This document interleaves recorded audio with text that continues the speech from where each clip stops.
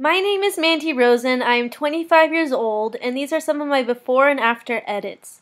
My work has been published in a few magazines, and I wanted to share part of my interviews with you about why I love photography and what it means to me. Republic X magazine interviewed me a few months ago, and one of the questions they asked me was, "Your photographs can be described as surreal artworks. What inspires you to amplify this type of art?"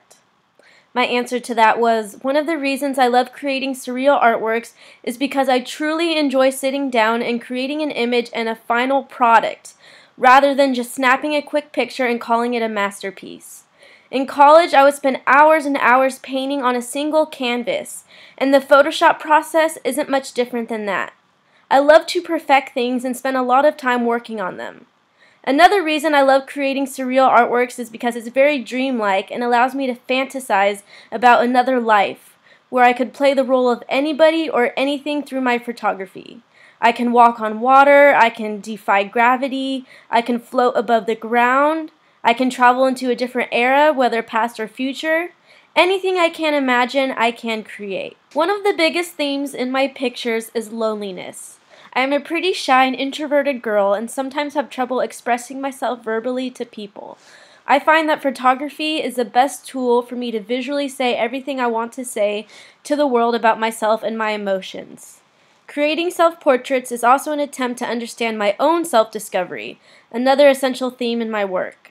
I struggled a lot with self-identity in high school when I moved to 3 different high schools, a boarding school in Sedona, Arizona, a bilingual school in Costa Rica, and a public high school in Huntington Beach, California.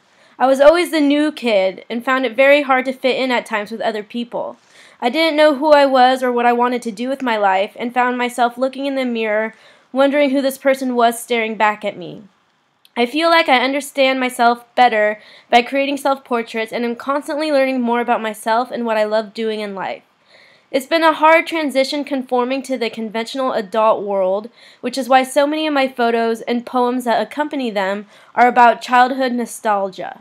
My childhood was by far the happiest days of my life and are filled with nothing but great memories. I love creating self-portraits that bring me back to those days.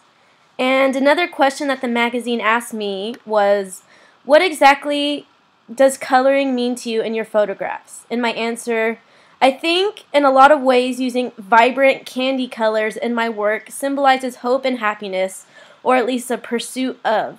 My paintings in college were very similar, filled with vibrant and different colors. People have asked me before, do you edit the colors this way in your photos because you didn't think the photo was beautiful the way it looked before? This is not the case. I edit the colors of a photo for similar reasons I put makeup on my face. Cosmetology is another passion of mine. I absolutely love putting on makeup. Makeup is so much fun. It's just like painting your face or creating art out of your face. I don't put on makeup because I don't think my face looks beautiful without it, but makeup brings out the beauty even more and enhances it. Photoshop for me is like putting on digital makeup to a photograph. It makes the photograph more surreal, dreamlike, and aesthetically pleasing to my eye. When I started taking pictures for the first time 5 years ago, I was only shooting landscapes and photojournalism. Back then, I did not edit my photos at all, and about after 2 years, I felt almost guilty I wasn't putting more effort into the post-processing. More than that, I wanted to put more effort into the editing process and the work as a whole. I became a little bored of just taking pictures of what my eye sees in front of me, and instead I wanted to create something that my eye did not see. We see realism around us all the time. Anyone can just pick up a camera and shoot a landscape or a portrait with a snap of a button. I wanted to do something completely different and create something that no one else would be able to recreate again. Once I discovered the world of fine art photography, I completely fell in love with it, and I knew I would never switch styles of photography ever again. I was first introduced to the fine art world 2 years ago by a talented photographer named Chrissy White.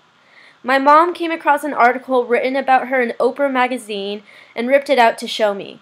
The first thing I saw was a picture of Chrissy levitating over her bed and about to fly out the window, almost like something out of Peter Pan. That was the first time I had ever seen a levitation photo in my life and was completely fascinated by it. That single photo inspired me to try levitation photography myself, which led to other surreal artworks over time. Recently, I have just written a 45-page packet that explains how to create the style photography. This is what the table of contents looks like. For $29.99 plus shipping, you will learn everything about creative photography from A to Z.